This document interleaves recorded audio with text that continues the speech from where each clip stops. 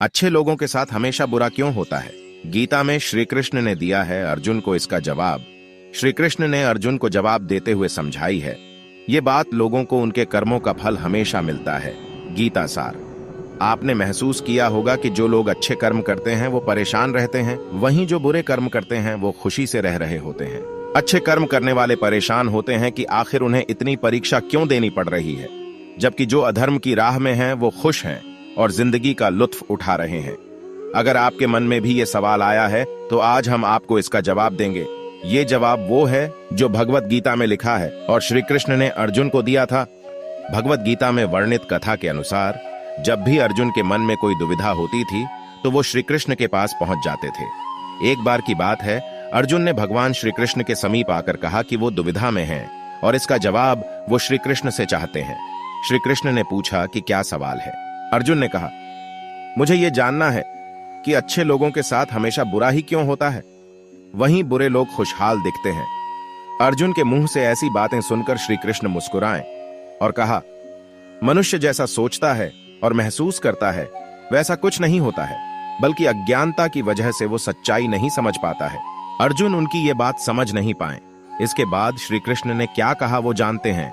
श्री कृष्ण ने अर्जुन से कहा, पार्थ, मैं तुम्हें एक कथा सुनाता हूं, उसे सुनकर तुम समझ जाओगे कि हर प्राणी को उसके कर्म के हिसाब से ही फल मिलता है। प्रकृति हर किसी को अपनी राह चुनने का मौका देती है।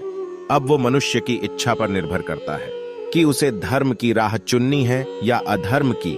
कथा शुरू करते हुए श्री कृष्ण ने कहा, एक नगर में दो पुरुष रहा करते थे। एक पुरुष व्यापारी था जिसके जीवन में धर्म की बहुत महत्ता थी। वो पूजा पाठ में यकीन रखता था। वो हर रोज मंदिर जाता था और दान धर्म भी करता था और हर रोज भगवान की पूजा करता था। वहीं दूसरा पुरुष बिल्कुल विपरीत था। वो हर रोज मंदिर तो जाता था लेकिन पूजा करने नहीं, बल्कि मंदिर के बाहर से जूते चप्पल चुराने। उसे दान और धर्म से कोई लेना देना नहीं था। समय बीतता गया और एक दिन बहुत जोर की बारिश हो रही थी। इस वजह से मंदिर में पुजारी के अलावा कोई नहीं था। ये बात जब दूसरे पुरुष को पता चली तो उसने कहा कि ये सही मौका है मंदिर का धन चुराने का। पंडित से नजर बचाकर उसने मंदिर का सारा धन चुरा लिया। उसी समय धर्म कर्म में विश्वास रखने वाला व्यक्ति भी मंदिर पहुंचा। दुर्भाग्य से मंदिर के पुजारी ने उसे ही चोर समझ लिया और चिल्लाने लगे। वहां लोग एकत्र हो गए और उसे बहुत मारा। किसी तरह वो बचते बचाते वहां से निकला तो दुर्भाग्य ने उसका साथ वहां भी नहीं छोड़ा। मंदिर के बाहर वो एक गाड़ी से टकरा गया और घायल हो गया। फिर वो व्यापारी लंगड़ाते हुए घर जाने लगा तो रास्ते में उसकी मुलाकात उस पुरुष से हुई जिसने मंदिर से धन चुराया था।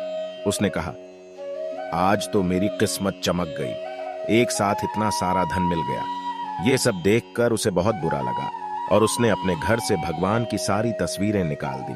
कुछ सालों बाद दोनों पुरुषों की मृत्यु हो गई। मरने के बाद जब दोनों यमराज की सभा में पहुंचे और भले पुरुष ने दूसरे व्यक्ति को देखा तो उसे बहुत गुस्सा आया।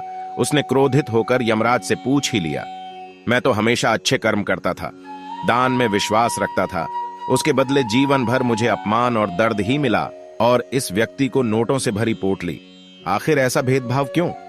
इस पर यमराज ने कहा, पुत्र, तुम गलत समझ रहे हो।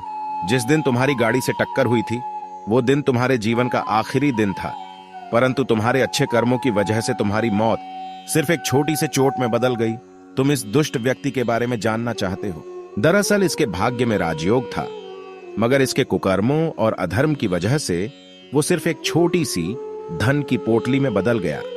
कथा सुनाने के बाद श्री कृष्ण अर्जुन से कहते हैं, पार्थ, क्या अब तुम्हें तुम्हारे सवाल का जवाब मिल गया?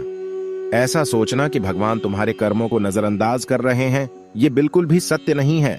भगवान हमें कब क्या किस रूप में दे रहा है मनुष्य को समझ में नहीं आता है, मगर आप अच्छे कर्म करते रहें तो भगवान की कृपा हमेशा बनी रहती है। इसलिए अपने अच्छे कर्मों को बदलना नहीं चाहिए, क्योंकि उसका फल हमें इसी जीवन में मिलता है। इसलिए मनुष्य का फर्ज है कि वो हमेशा अच्छे कर्म करते रहें, क्योंकि श्री कृष्ण ने गीता में भी बताया है कि किसी के द्वारा किया गया कर्म बेकार नहीं जाता है, चाहे वो अच्छा हो या बुरा।